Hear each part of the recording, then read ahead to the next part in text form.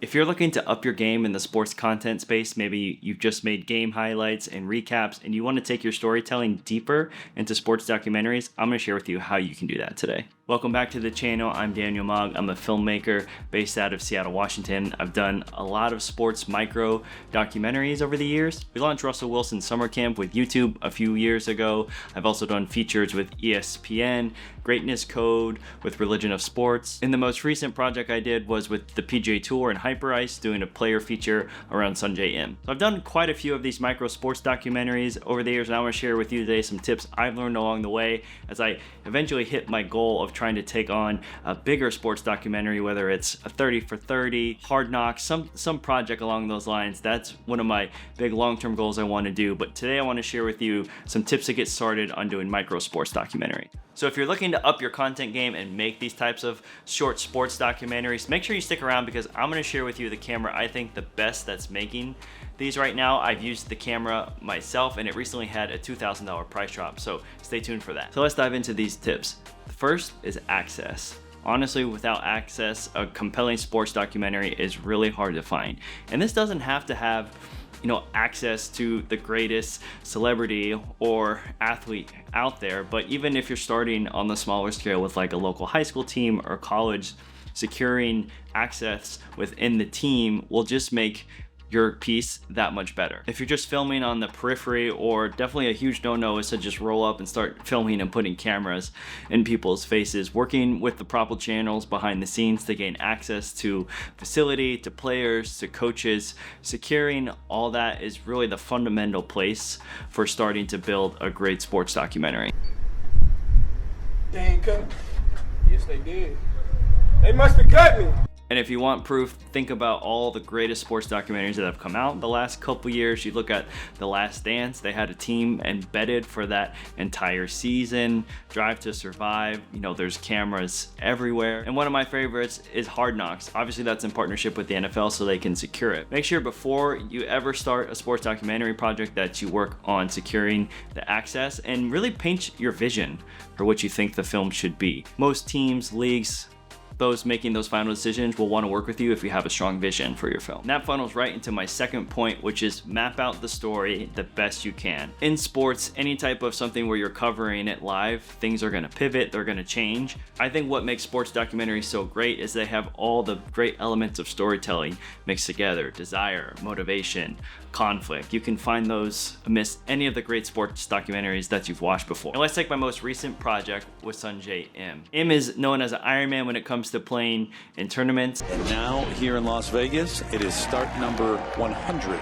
Gonna be a pretty solid bet that he gets a few more before that 150th. So his desire is to be the greatest player he can be while also playing in the most tournaments. With the foundation of the story already set in place, it was a natural integration for Hyperice, where we could showcase Im and how he uses their tools to maximize his recovery and optimize his body throughout the season. So before we ever start rolling cameras, I would sit down and map out those plot points and story arcs, and then just make adjustments from there as you go. And once that story's mapped out, we'll go into our third point, which is establish your main character. So if you're covering a team or multiple individuals, it'll take some time to figure this out, but you really do want to establish a main character. And then with that, how do these supplementing characters build into either amplify the main character, establish conflict between them? So that takes a bit of time, but if you do have that story mapped out, you'll be able to have like a general sense of who to gravitate to for those different characters. But then also don't forget the secondary characters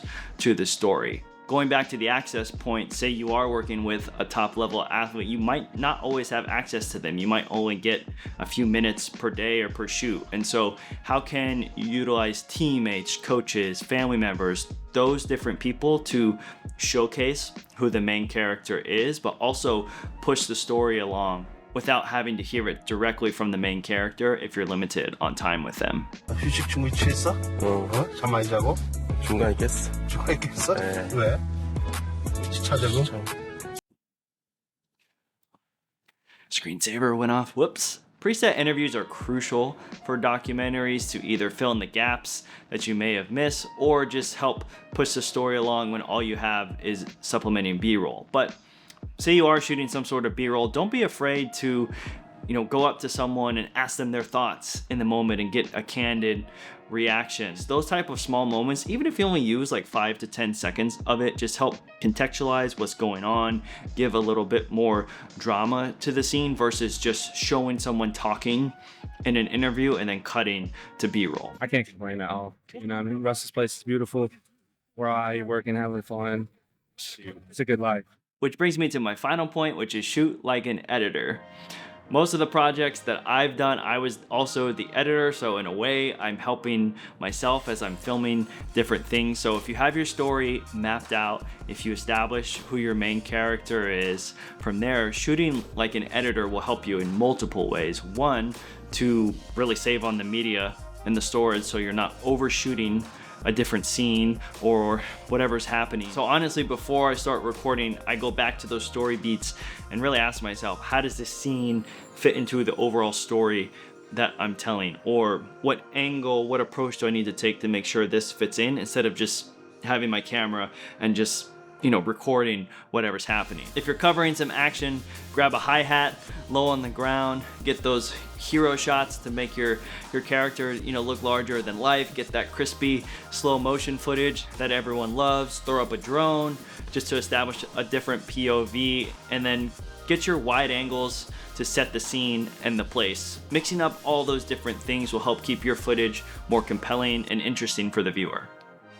Most of the sports documentary work that I've done has needed quick turnaround, so following all of these tips will help you stay efficient with your time and your media, tell a compelling story, and really help you hit those deadlines, which is what it's all about. You can put all this work in, but if no one sees it, it doesn't really matter. Bonus tip is I would encourage you to check out the Canon C200. Yes, it's a little bit of an older camera, but it just dropped $2,000 at $3,500. That is an absolute steal for this camera. I shot all the summer camp footage on there, the ESPN feature I've done with it. It has a really great mix of being able to shoot just for digital, as it shoots only 8-bit internal, and then it has the raw light. So if you're looking to do more sports documentaries, you're in the market for a camera but don't want to maybe spend the money on a Red, Alexa, I would highly encourage you to check out the Canon C200, $3,500. I don't know that you'll find a better camera for sports documentaries at that price. I gotta take a quick break to give a shout out to the sponsor of this video, which is Cuts Clothing.